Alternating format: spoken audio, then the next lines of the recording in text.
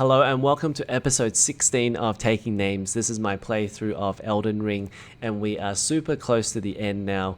We are at the Forge of the Giants and you have to come up here to this forge, and even though there's actually nothing to do, there is a site of grace and you have to talk to Melina in order for you to transport yourself to Crumbling Farum Azula, which is the final legacy dungeon. And it's interesting because there aren't any clues to actually doing this, and if you didn't actually go to that site of grace, you probably wouldn't be able to finish the game. But once you make your way there to Crumbling Farum Azula, it is such a magnificent area full of these twisting tornadoes in the background, which really sets the atmosphere of this place. And the whole place is in complete ruins. There are parts of the level strewn all over the place and you have to work out where you're going to be jumping onto, what platforms to jump on, and it is such a maze-like type of level.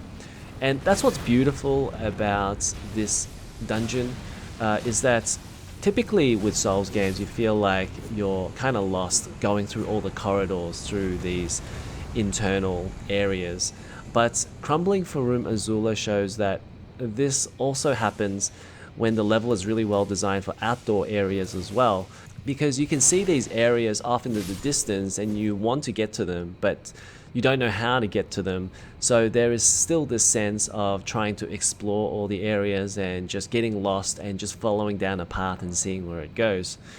And the other thing is, like, a lot of these Souls games are generally pretty linear, although I would say Leyndell there are multiple pathways through, and Haligtree as well, and also Crumbling Farum Azula.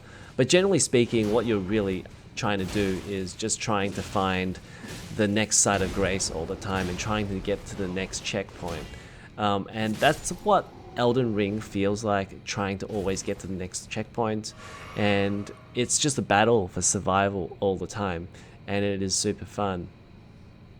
So anyway, I'm at the Godskin Duo boss room now, and I didn't actually know that at the time. I was trying to find a site of grace because I only had 6 flasks of Crimson Tears, and there's actually this stairway that comes down to this room, and I avoided this room altogether, but I didn't know that the other doorway I came through actually joined onto this room.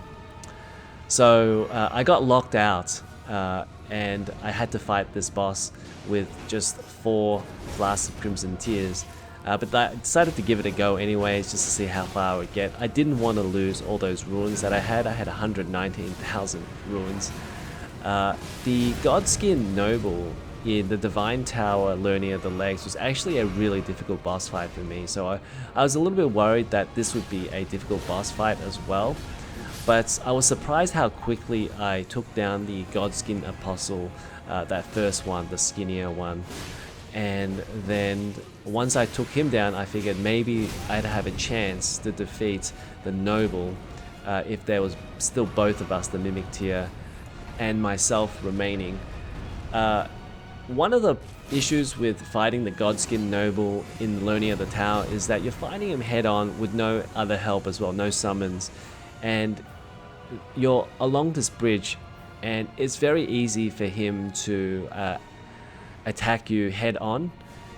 Whereas I think fighting him here, there are some obstacles that you can run behind and you can buy yourself a little bit of time.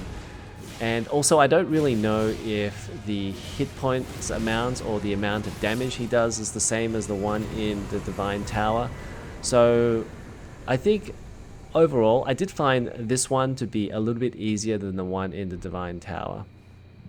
Now, after the Godskin Duo, there is quite a long section of just regular enemies and also quite a bit of platforming as well. And I did skip that just because I wanted to keep this video under 10 minutes, and also I wanted to show more of the boss fights with the Draconic Tree Sentinel. Also there's a dragon and also the final boss. So if you're wondering, does it go straight from the Godskin Duo to the Draconic Tree Sentinel, there's quite a bit of content there, probably an hour's worth of exploring that section. But I did record the gameplay just like the Atlas Plateau, which I didn't show, or the mountaintops of the giants or the consecrated snowfield. So perhaps I will show it in some other content down the road. Now this Draconic Tree Sentinel was actually a really difficult boss fight, and it might have taken me 10 goes to defeat him. And I think part of the reason is that you don't get a summon, so you don't get any extra help with this. Not only that, but he has this very dangerous lightning attack that you just saw there, and if you're not careful and don't roll through it properly, he can take off a significant amount of your health. And even if you slightly miss, he can still take off a fair chunk of your health too. Now, I would say that the lightning attack was probably his most dangerous attack, so that's the one to avoid. And at first, the problem that I had was that I couldn't get into the rhythm of this fight. But once I was able to dodge the fireball and then the melee attacks and then eventually this lightning attack, the fight became a lot easier and I was able to survive a little bit longer. Now you would think that me saying that I know when to dodge his attacks, I wouldn't actually get hit like this, but it's still very tricky to able to dodge it with 0 damage. Sometimes you can just dodge slightly in the wrong direction and you can get hit fairly easily because he can take a big swipe at you and manage to get you in some way. And even this fireball right here, if you don't time it absolutely correctly, some of that trailing fire damage can actually hurt you. So I think the funny thing is this Draconic Tree Sentinel and also the one outside Leyendell, I think both of these are actually harder than Loretta, the Knight of the Halley Tree, and also the Spirit version in the Carrier Manor. I don't know why they made it like that, but perhaps the Draconic Tree Sentinel should have been a main boss fight. So even though I said that I knew all of his moves and I can dodge all of them, it still took me 10 flasks of Crimson Tears to take him down. So I guess that says a lot about my ability in this game, even though I've been playing this for about 120 hours at this stage. Now this is an optional boss fight, the Dragonlord Placidusax, and I don't know if that's how you say it, but that's how I'm going to roll with it, and I'm only going to say it once. But this dragon is pretty much like a lot of the other dragon fights. It's a massive chunk of enemy, and then once you get close to it, you're just going to be hitting its legs most of the time. Now the most difficult dragon I fought was the Decaying Exus in Caelid with the Scarlet Rot, because I had no idea like how to actually fight that dragon, especially when it was just kicking up that Scarlet Rot dust all the time, and so I was having a lot of difficulty with that. So this being the endgame dragon, was this tougher than Decaying Exus? I would say that that boss still took me a lot longer to do. That boss took me about 45 minutes, and even though this boss is tough, I would say that Decaying Exus, because it took longer, that was the more difficult boss fight for me.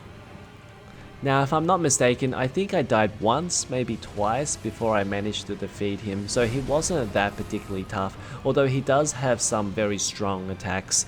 He has this big lightning swipe that, like this one, although that's more like a stomp, but he does swipe you with that lightning. And as all dragons do, they breathe out fire like this, so they're also really difficult to avoid if you're kind of stuck in the middle there. You want to be running away towards the edges. That lightning, you just got to make sure you get out of the way a lot of the time. But usually after a massive area attack, it's usually safe to go back in and hit him a few times. But aside from that, there's not too much strategy going on with these dragon fights. You're just trying to avoid the tail swipes, the stomps, and also the area effect attacks like this lightning here. So I do find it interesting that most of these dragons were actually very similar in terms of the way they fought, or the way you fought them. And I'm wondering whether From Software could actually make some of these dragon fights a little bit different, because they were all very similar. They would just fly around the level for a little bit and then come down, stomp on you, maybe swipe you a little bit, and then also have some sort of area effect attack. And the other comment I want to make is that, you know, once you're actually so close up to the dragon, whether there could be any easier tells for some of those attacks that the dragon does, because sometimes you're so close that you can't actually see anything, and then you get hit with a tail swipe or a stomp and you don't even know that you get hit by that. But I do think that the dragon fights are pretty cool, and they're a really great spectacle, and they're only, you know, maybe once every 5-10 hours anyway, so I don't think it matters all that much. Once the dragon is done, it's time to do the final boss of the level, and I do recommend doing the dragon first, otherwise you're going to have to transport yourself all the way back here, which isn't difficult, but in terms of the flow of the game, it makes a lot of sense to do the dragon before you do the beast clergyman. And also the beast clergyman turns into Maliketh, the black blade. And this is a really interesting boss fight, a little bit similar to the Millennia boss fight. With Millennia, her attacks replenish her health so she can survive longer, so that makes it an interesting boss fight. But Maliketh is kind of the other way around, where he inflicts blood loss or bleed, and so there would be times where I would have very low health and my health would be depleting steadily, and I wouldn't be able to get out that health potion quick enough, and I would just die. So I felt like in this boss fight it was very important to keep my health up as high as possible. Otherwise, if my health bar was very low and he inflicted bleed, then I would just die pretty quickly. The other effect he can inflict on you is he can affect the amount of maximum health that you have. So as you can see with the Mimic tier, the maximum health is kind of grayed out. So that also makes it easier for him to one-shot you. So I think this is a very difficult boss fight in general. So if I have to pick which is the more difficult boss fight, whether it was Millennia or Maliketh, I think I would go with Maliketh. I think it's easier for him to kill you quicker, and also I think Maliketh moves around the arena quicker as well, so it's a little bit more tricky to try to follow him around everywhere. And as you can see, I was so close to dying there with that bleed loss, but luckily I managed to get a potion out in time. So I think I got a little bit lucky there with that boss fight, and you do need a little bit of luck because this is a pretty hard game.